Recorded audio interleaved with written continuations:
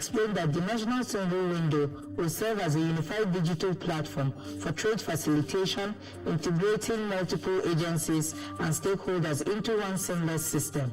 He noted that the project goes beyond revenue collection, aiming to reduce bottlenecks, enhance transparency, and improve Nigeria's competitiveness in the global economy. According to him, the initiative reflects the government's broader beyond the revenue vision, which prioritizes efficiency, innovation, and sustainable growth. The tax administration boss emphasized that the collaboration with key partners, including customs, port authorities, and private sector players, will be critical to the success of the project. He added that the National Single Window will not only strengthen Nigeria's fiscal resilience, but also create an enabling environment for businesses by cutting costs and improving compliance. Adedeji concluded that the initiative represents a bold step towards modernizing Nigeria's trade and tax administration system, positioning the country for long-term prosperity. The Presidential Committee on Tax Policy and Fiscal Reforms has assured that Nigeria's new capital gains tax (CGT) framework will make the capital market more competitive and investor-friendly. The committee chairman, Professor Taiwo Oyedele, gave the assurance during an online public lecture organized by the Capital Market Academics of Nigeria, stressing that the reforms is designed to strengthen fiscal policy while encouraging investment growth. Evelyn Shija reports. Oyedele explained that contrary to negative perceptions, the CGT rate remains one of the lowest compared to companies' income tax and value-added tax. He noted that between 2014 and 2024, CGT collections accounted for less than 1% of CIT and VAT, with CIT amounting to 26 trillion naira, VAT 22 trillion, and CGT 276 billion naira. He added that the reduction of CIT from 30% to 25% will make companies more profitable, leading to higher valuations that will outweigh incremental CGT costs. Highlighting the benefits of the reform, Oyedele said the policy provides exemptions for retail investors, pension funds, real estate investment trusts, and securities lending, while also granting input VAT credits on assets and overheads to lower business costs. He emphasized that the reform will harmonize earmarks taxes, eliminate withholding tax on bonus shares, and endorse deductions for capital losses. Stakeholders, including the Nigeria Exchange Group and the Chartered Institute of Taxation of Nigeria, backed the policy, urging investors to support its implementation as a step towards strengthening Nigeria's fiscal resilience.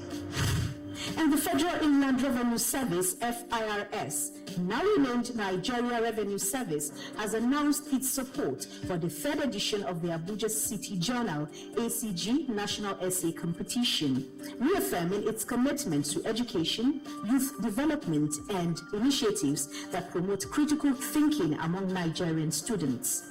Suateku has more.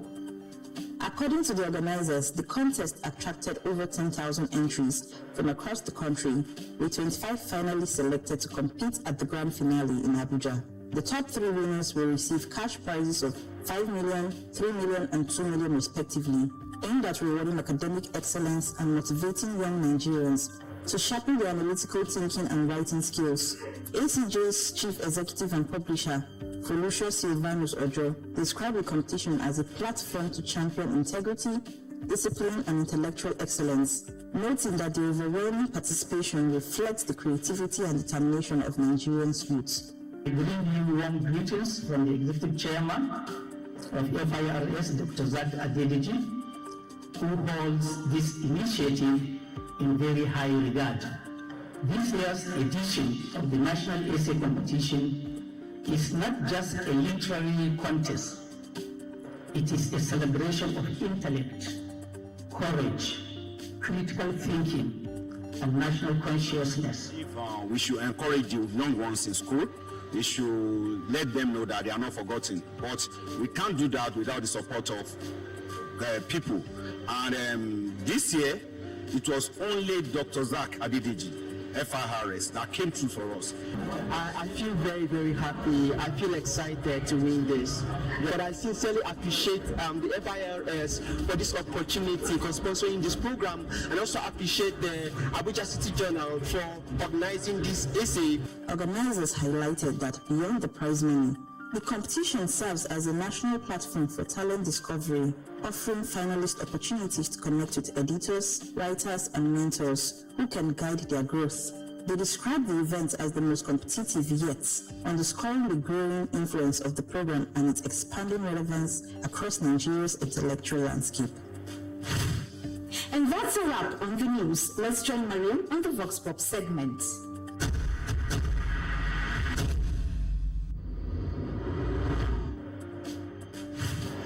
Welcome to the segment. My name is Mariam Jude Adura, and today we are in Yola, the Adamawa State capital. We will be discussing penalties for failure to register with the Nigeria Revenue Service. Come. Under the new tax law, what are the penalties for not registering with the NRS? Okay, the penalty for not registering your business with Federal Inland Revenue under the new tax law is 50,000 naira for the first month and 25,000 naira for the subsequent months.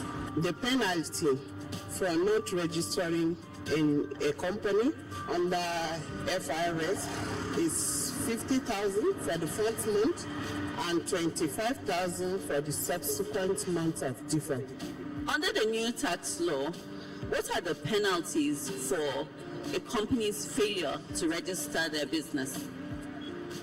Under the new tax law, failure to register for tax is 50,000 for the first month and 25,000 for the subsequent month of default.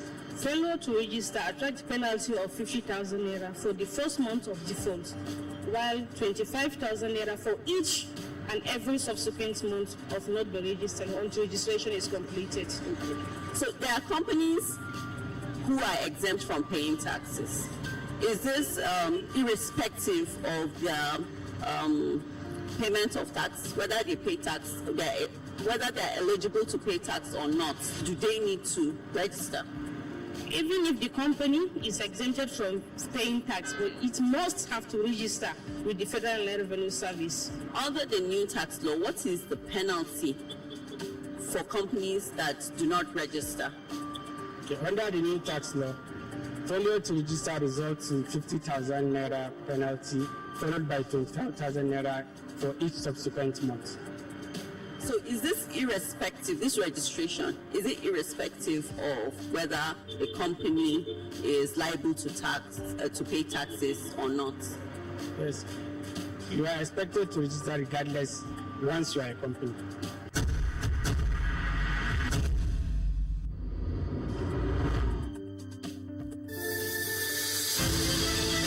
As 2025 ends, Nigeria celebrates you, the taxpayers who kept our nation moving forward. Your dedication built schools, hospitals, roads, and created opportunities for millions. Every naira you contributed strengthened the foundation of progress.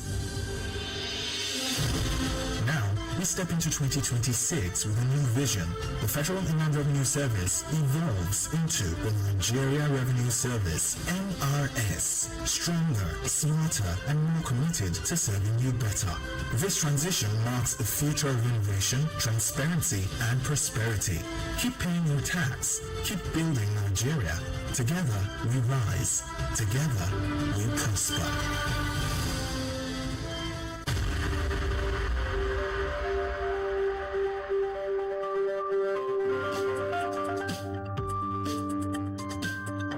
Did you know if a taxable person fails to register, the tax law imposes an administrative penalty of 50,000 naira? For more information, please visit www.nrs.gov.ng.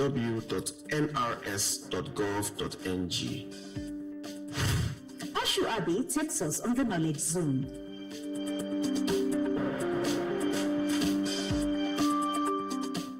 Hello and welcome to Knowledge Zone. where we dive deeper into interesting conversations had on the streets. I remain your host, Ashu Abe.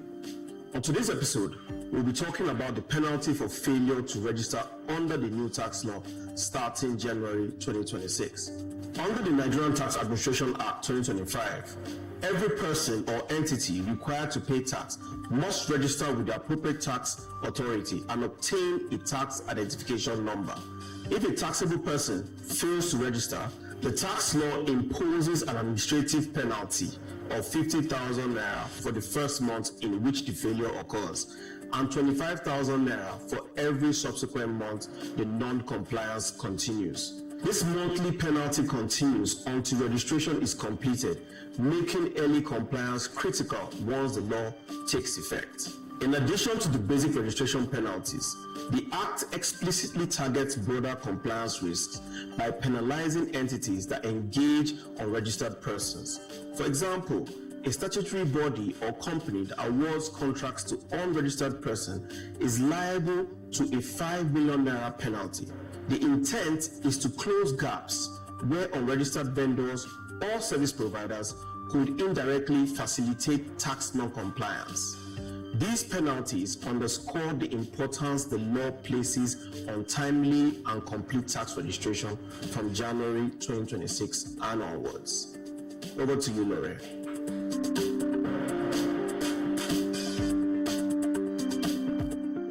And now to our professional insight segments.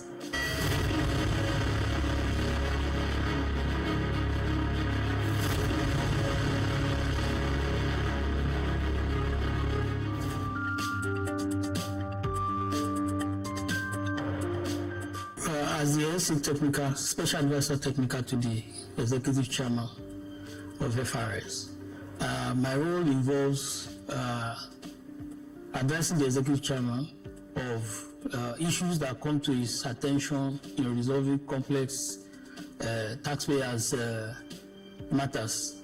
For example, there are times that our tax offices have issues with taxpayers, and taxpayers will appeal to the Executive Chairman to say, they want intervention of the Executive Chairman to resolving the matters. So the matters will be referred to my office, then I will review the issues, call the office, get the files, then check what are the issues, interview the tax officers, then recommend to the Executive Chairman to approve or decline the taxpayer's request.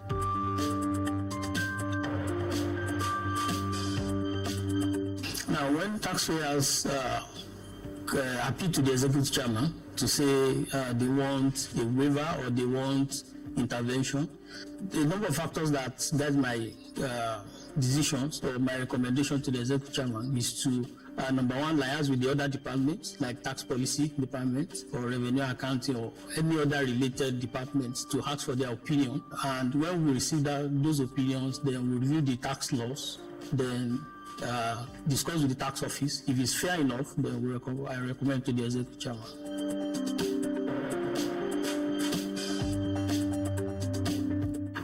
Well, number one, you look at the kind of business the taxpayer is doing. Just like the Executive Chairman used to say that we are not taxing the seed, we are taxing the fruit. So we look at the business. If the business is struggling, because it's better for the business to survive, not the business to die, so that you can have more fruit to tax in the future. So we look at that, the business model, the kind of business the taxpayer is doing. If it's something that we look at, business can survive, then I recommend to the Executive Chairman to either give extend maybe the period of payment so that the business can survive and be able to pay taxes in future and survive. Otherwise, you apply the law. Definitely, you look at the provision of the law so that you are not, because the Executive Chairman doesn't have the power to waive the taxes for anybody. It's only the president that can waive taxes. But he has the power to waive to apply. He has the discretionary power for the instrumental payments and also to waive the interest and penalty. And even at that, it has to be done in a way that is fair and it's fair to the country, to revenue generation, so that because the number of taxpayers who want to take advantage of, we can have access to the chairman, we can apply, we can appeal to his emotions, in waiving the penalty. but you now need to put your feet down. If the business has made profit over the years, and this year is now asking for waiver or instrumental, it's like taking advantage of other taxpayers that are complying. So you look at the compliance status of the taxpayer before you recommend to the executive chairman.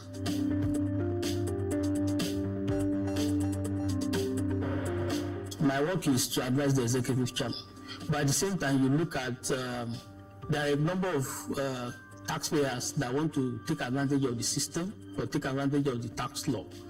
You look at the tax law, and at the same time, you relate to the tax office. There are a couple of issues that taxpayers will have with technical matters with the service, like they are not able to generate their TIN number, or somebody is trying to take advantage of them. We say do something before you get your TIN number, or before we give you an assessment. Or if those issues come to the attention of the executive chairman or my office, I liaise with the office or talk to the relevant department in resolving the matter for the taxpayers. My office will work with other departments in checking the compliance status. If some taxpayers are meeting their compliance status from time to time, some are not meeting it up, then my office work with other relevant departments in ensuring that either enforcement is carried out or the compliance department is triggered to say what's the compliance status and how do you follow up with the taxpayers in meeting up.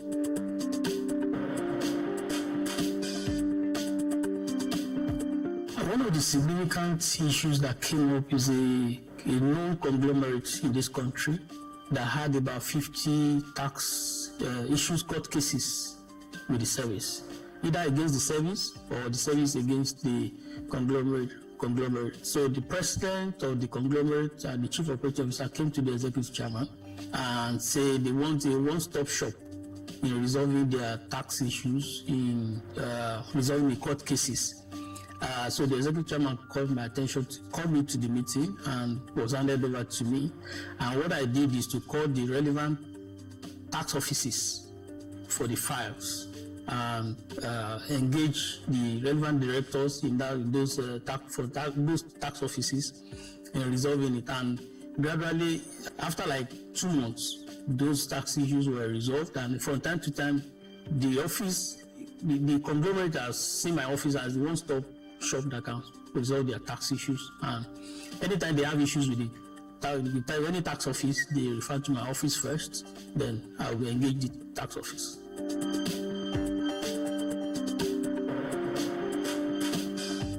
In terms of technology, a couple of processes need to be automated so that taxpayers will reduce human intervention from time to time. So we need to improve on the technology, and I know the current management has taken it upon themselves to improve on to increase the technology space, so that taxpayers will not have to engage human beings in trying to frustrate them or anything. So when you want to file your tax returns or you want to get your tax assessment, you expect that to be automated and will reduce human intervention to the barest minimum. So what I would say to the taxpayer is, when you are filing, make sure you file correctly, because one of the issues that you can have with the tax office, if you file correctly, if your records are straight, there's nobody can come after you when your records are straight. But if you are not filing correctly, if your records are not straight, then definitely somebody will want to take advantage of you. So what I would say to taxpayers is to make sure that their compliance status is up to date. And when their compliance status is up to date, if anybody comes to them or want to work against them, they can raise the issue with the executive chairman. And of course, definitely there's nobody will want to take advantage of if your compliance status is fine. Most of our tax officers, of course, we agree that there are bad elements. We're all human beings, But I can say, with a sense of responsibility, that a number of our officers are experienced, they are professional, and they will not want to take advantage of you.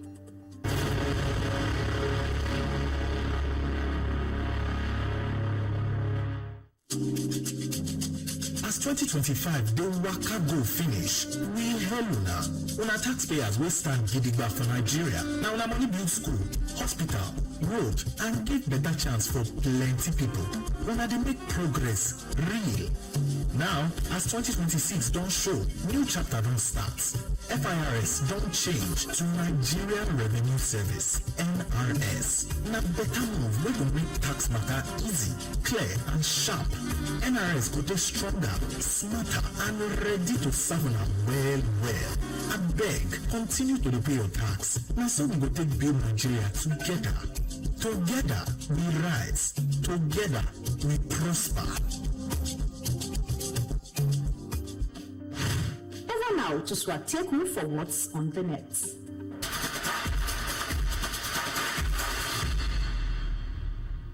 Good day and welcome to What's on the Net. My name is Joyce Swateku. Swing_Peters is asking, my employer is deducting personal income tax, but I don't know my TIN. At Swing_Peters, you can as well ask your employer for your TIN or visit the nearest Joint Tax Board office or the Internal Revenue Service office of the state you work and retrieve your TIN. Yemi Orewinde is asking, good one, before I can praise you, kindly tell me if I am working in Port Harcourt and my family need my tax clearance in Lagos because I only have RIRS tax clearance. Is it possible, or I have to have 36 states clearance? At Yemi Orewinde, so long as you work and live in Rivers State and by law, on the first day of the year, your residential address was in Port Harcourt and or you have spent more than 182 calendar days, then your tax authority is the Rivers State Internal Revenue Service, and the tax clearance obtained in RIRS should suffice for usage in any state. Over to you, Laurie.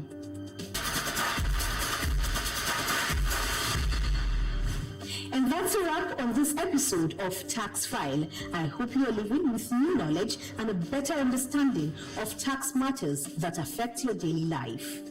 The conversation doesn't end here. Connect with us on social media and share your thoughts. We love hearing from you.